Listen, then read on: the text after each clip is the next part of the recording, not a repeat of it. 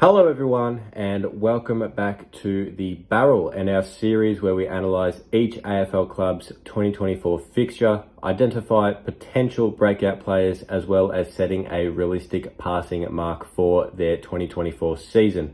Today we have the Essendon Footy Club, who obviously have been the laughingstock for opposition fans for a number of years now due to their inability to win finals. I think it's been over 7,000 days currently. So 2024 needs to be the year where they finally break their finals hoodoo. They've picked up some great players from other clubs and also done quite well in the draft. So it's just a matter of gelling everything on field. So let's quickly take a look at their 2023 and see what lies ahead for them in 2024. In 2023, the Bombers finished 11th on the ladder with 11 wins and 12 losses. They had a very volatile year.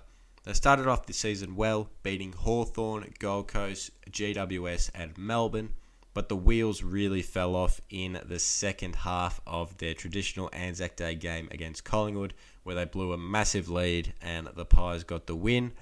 And for the rest of the year, the story was pretty much a string of losses separated by some unconvincing wins, and the end of 2023 was definitely one to forget, losing by 126 and 70 points to GWS and Collingwood respectively. It definitely was not the year that Bombers fans will be happy with at all, so patience is running out for this list to finally achieve some success, which the fans have been waiting for a great deal of time.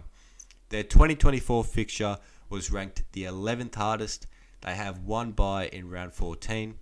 They travel to Sydney, Adelaide 2 times, one for gather round against Port Adelaide and one to play the Crows. They go to Perth to face West Coast. They also travel to Gold Coast and Brisbane. For their double-ups, they play Adelaide, Collingwood, Gold Coast, St Kilda, Sydney and West Coast twice. I see two real danger teams in that crop, Adelaide and Collingwood.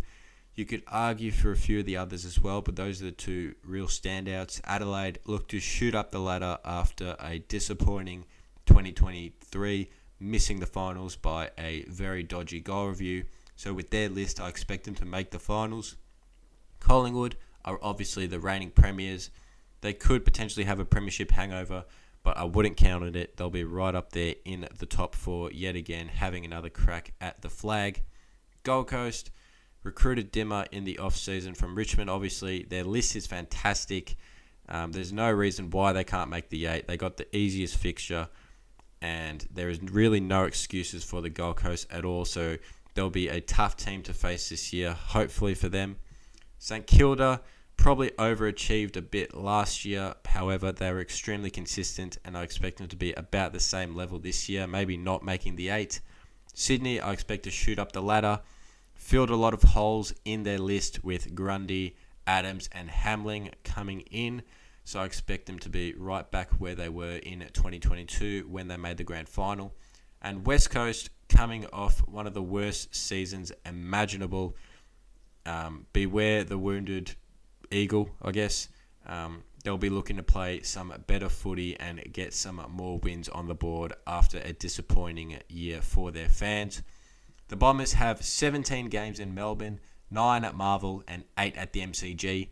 So overall, I'd say this fixture is pretty good for them. It's not really difficult at all, excluding their trip to Brisbane, which is pretty much a guaranteed loss for any club. And 2 of their double-ups, which I mentioned before, against Adelaide and Collingwood. Pretty much all the teams they played twice, they could potentially have really good years based on where they were the year prior. So I'd be a bit worried there. But the AFL has given the Bombers every opportunity to get back into the finals. They got their usual plethora of blockbuster games, so it'll be interesting to see if they can finally turn the ship. For some potential breakout players, I've listed 3 based on what I saw last year who really stand out. Number 1, Elijah Sardis. Only the 4 games in his debut year for the number 5 pick, but I have no doubt that in his second year he will absolutely explode and solidify his spot in Essendon's midfield. We got a taste of how good he can be with a 23-touch, 1-goal performance against North Melbourne last year, and word on the street is that he is turning heads throughout the club this pre-season, so watch out for him. Second, Ben Hobbs, another midfielder, makes the list. Hobbs has been steadily improving throughout the past 2 years he's been playing, consistently surpassing the 20 disposal mark in most of the games he's played. I think along with Sardis in 2024, it's going to be the year that he absolutely explodes, gaining a full-time position in that midfield. He's a big, tough body, so he has all the attributes to become a great midfielder. So it'll be interesting to see how that pans out for the year ahead. And finally, Archie Perkins. Like the two others, Perkins has been steadily improving year on year. And I think 2024 will be a defining year for the young gun. Played a lot of forward, but was also exposed to a lot of midfield time in 2023, so he could potentially be a pinch hitter there. He kicked 18 goals last year, so he already has existing potential as a forward, but I think he can add that midfield dynamic into his game. There's really so many players you can pick with Essendon based on the young list they have, but these were probably the three that I see having the biggest improvement from 2023 performance-wise. Now, for a passing mark, being starved of final success for so long, I'd imagine the Bombers fans agree with me when I say that a pass mark for the club would be a finals berth. They really have all the pieces now, especially with Ben Mackay. So it's just a matter of gelling everything together and playing with cohesion on field. Their forward line is strong, led by Peter Wright, who I rate very, very highly when he's on. Langford's also a very prominent goal kicker. Their small forwards surrounding them, Stringer, Durham, Perkins, Caldwell, Menzies, Gresham, who they just got in the off-season, are quite potent with plenty of speed and goal-kicking ability. So they've also got quite a deep forward line as well, with Wiedemann and Harry Jones probably not making the side, along with Alwyn Davey Jr. and Tex Wangening, who offer speed and versatility. Their midfield, I think, is the strongest part of their ground. They got two proven A-graders in there in Merritt and Parrish, but plenty of potential around them. As mentioned before, Hobbs, Sardis and Perkins should get more time and cement themselves in the middle, but their wingers are top tier now as well, with Nick Martin, who had a fantastic year last year, and Dersma coming over from Port Adelaide, occupying those positions. And also, Sam Draper should be taken under the wing of new recruit Todd Goldstein and develop nicely after an injury-interrupted year. Their backline received a major boost with the acquisition of Ben Mackay in the off-season. Their half-backs are absolute class. You got Jordan Ridley and Dyson Heppel.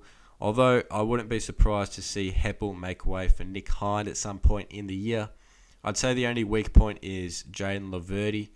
Yes, he's tough and a role player, but he lacks the real star quality that Essendon have been missing for a long period of time. And also, Bombers fans will be hoping that McGrath lives up to his potential as a former number one pick, which he hasn't quite hit as of yet. So it'll be very interesting to see how the Bombers go in 2024. Can they finally break their finals hoodoo, or will it be yet another year of disappointment for their faithful? That's all I have for the Bombers. Check out our best 22 video in the description for an idea of who we have making their final team. And that'll do it. Join us next time as we analyse Fremantle for season 2024. Thank you for watching, and goodbye.